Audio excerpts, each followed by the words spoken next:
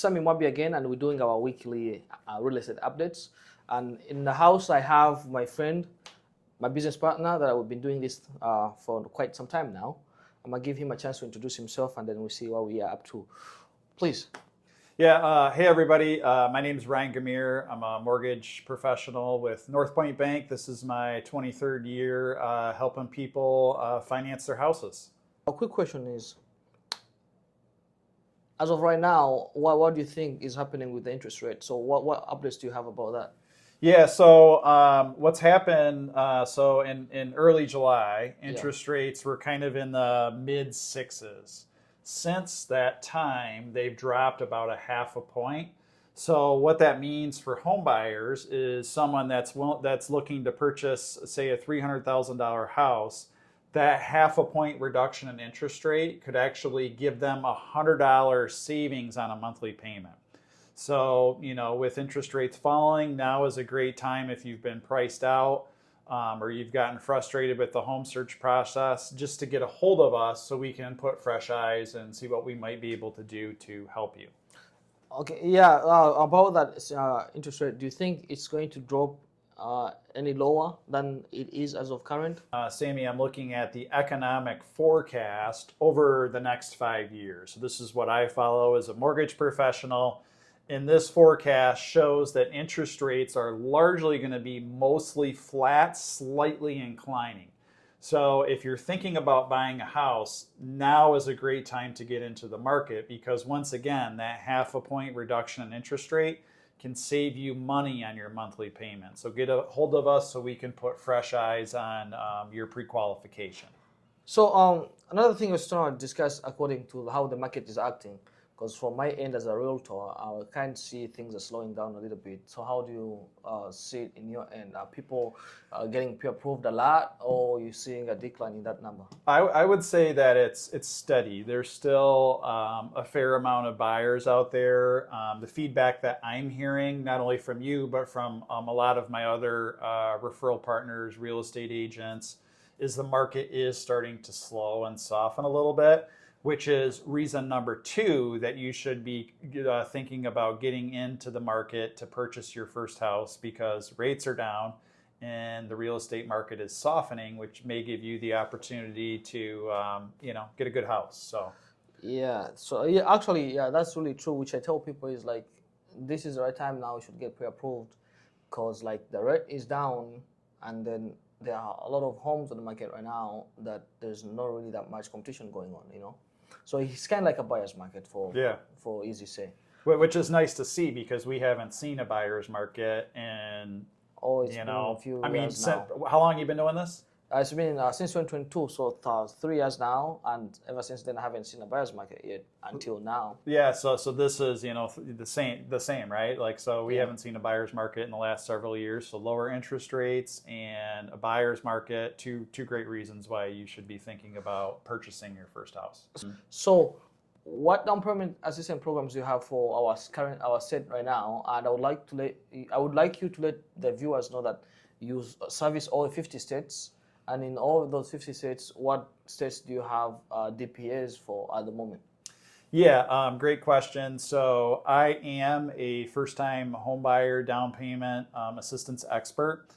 I'm capable of lending most mortgage products in all 50 states.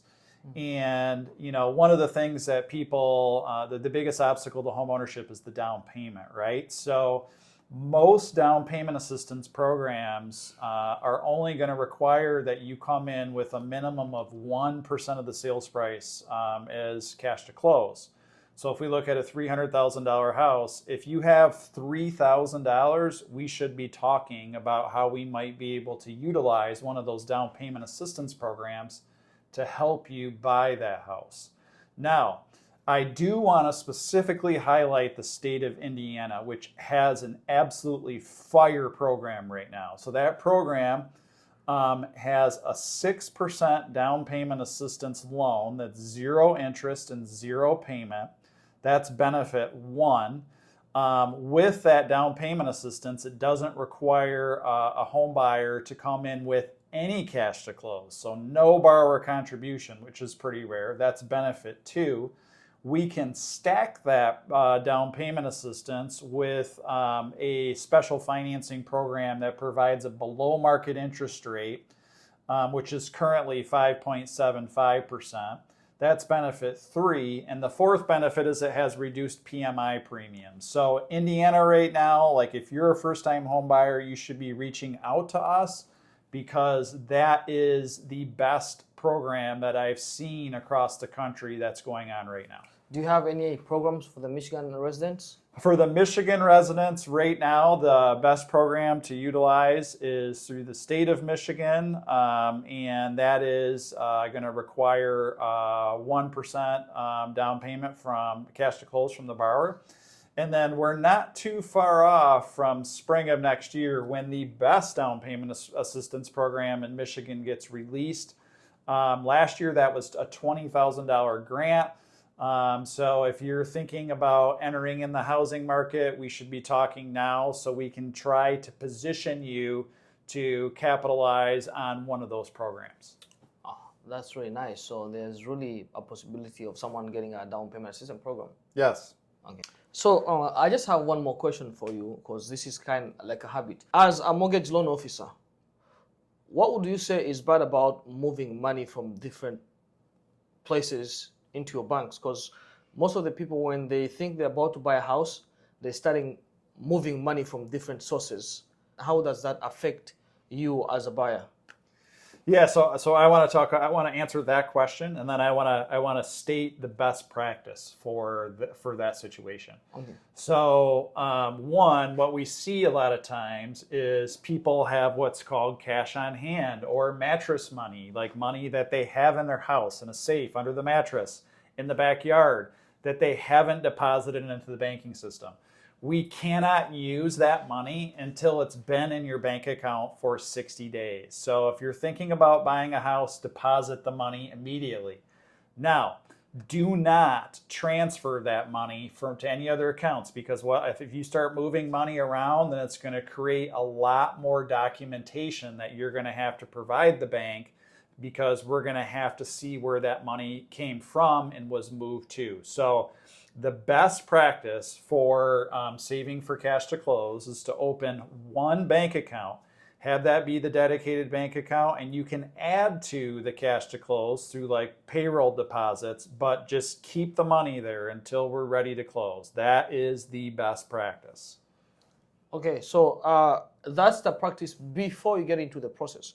So how about these people that they are already in the process and then all of a sudden you see they made a huge deposit into their bank? What would you advise? Do you advise them not to or to?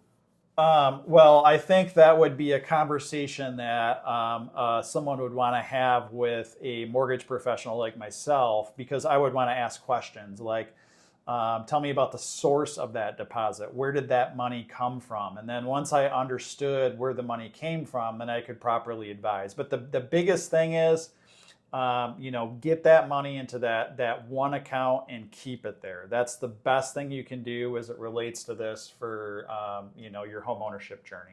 That's amazing.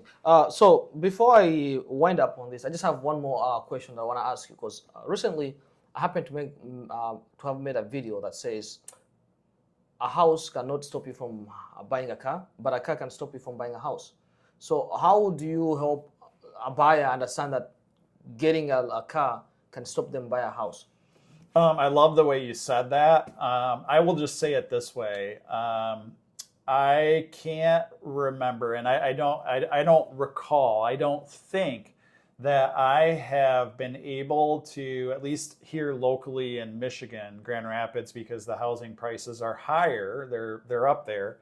I haven't been able to finance somebody who has a giant car payment. So yeah, if you're thinking about buying a house, the best thing that you can do from a debt perspective is stay away from auto debt. And you can reach out to us. We have a great strategy of how you can still get reliable transportation without going into auto debt, which is a house killer.